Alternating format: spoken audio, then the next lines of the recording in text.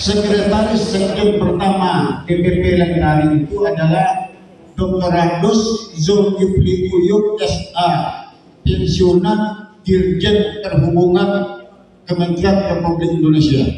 Tapi Pak Jul ini badannya terlalu besar, pendek, 150 lebih beratnya. Dia nyerah. Datuk saya mundur lah, nggak sanggup saya ikutin urusan ini, mundurkan diri dia. Setelah itu dilanjutkan sekjennya Profesor Kirumaniu Taime SE MBA asli dari Papua. Mengundurkan diri, dia minta izin saya mau pulang Datuk ke Papua karena dibutuhkan oleh masyarakat di Papua dalam rangka pemekaran beberapa provinsi di Papua. Saya izinkan dia pulang. Diganti lagi oleh Profesor Dr. Denny Sekri SH MSI PhD asli dari Manado. Setelah itu kemarin kami mengadakan Mustaknas Musyawarah Adat Nasional pada 10 Maret bertempat di Gedung Nusantara 5 MPR RI. Hasil dari Mustaknas tersebut disepakati sebagai ketua umumnya adalah Profesor Dr. Arif Hidayat SHMH yang sekarang menjabat sebagai Hakim Mahkamah Konstitusi. Dulu tahun 2017 dia ketua Hakim MK itu, dan sekretarisnya Profesor Dr. Ahmad Dedi SHMH. Tapi belakangan ini karena terjadi permasalahan internal di atas sedikit, rupanya di pusat orang agak ragu menggunakan itu di pusat.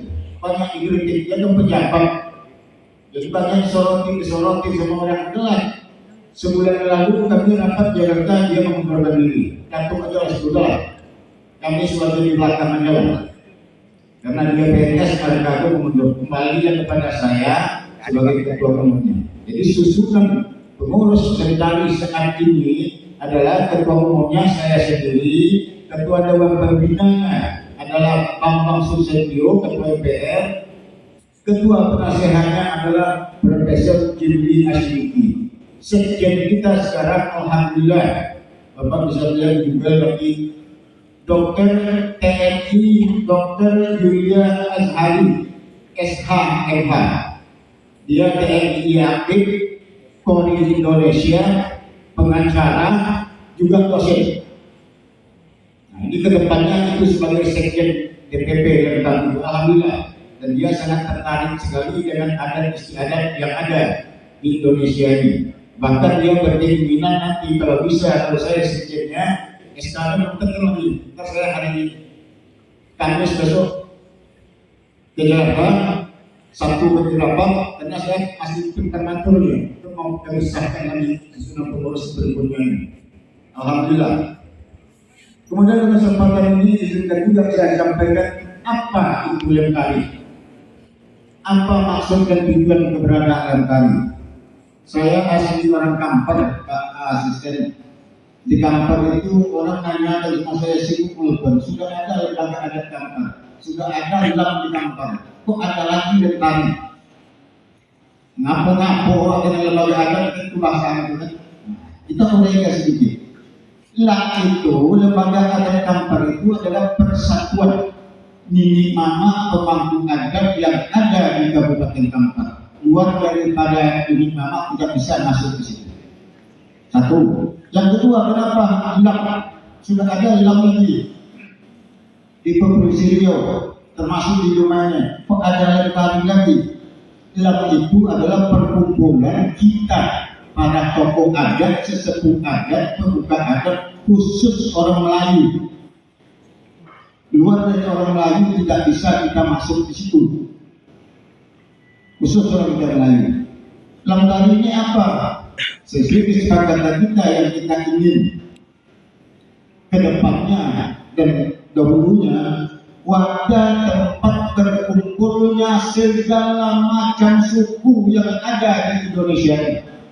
Apapun sukunya, apapun agamanya, asal dia orang Indonesia dan dia beradat, mau TNI, mau Polri, Kejaksaan, PNS, Ulama, Batak, Minang, Ambon, Manado, apapun sukunya, asal dia orang beradat, di Lentari wadah kita.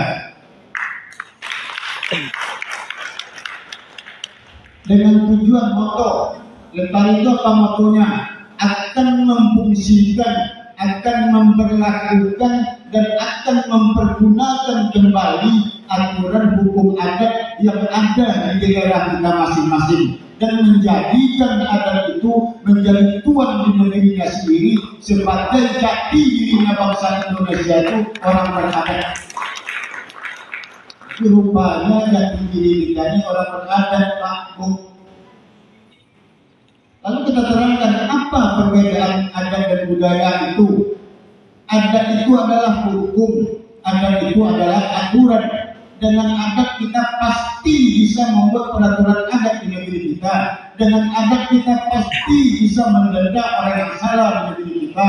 Dengan adat kita pasti bisa menjaga keamanan di negeri kita. Dengan adat kita pasti bisa menjaga lingkungan kita sendiri.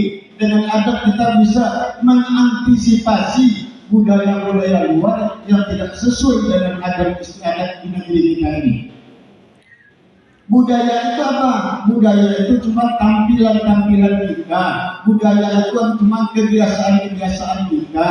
Budaya itu adalah tontonan-tontonan kita. Adat itu tidak bisa ditampil tontonan, tapi adat itu mengakar dalam kehidupan kita.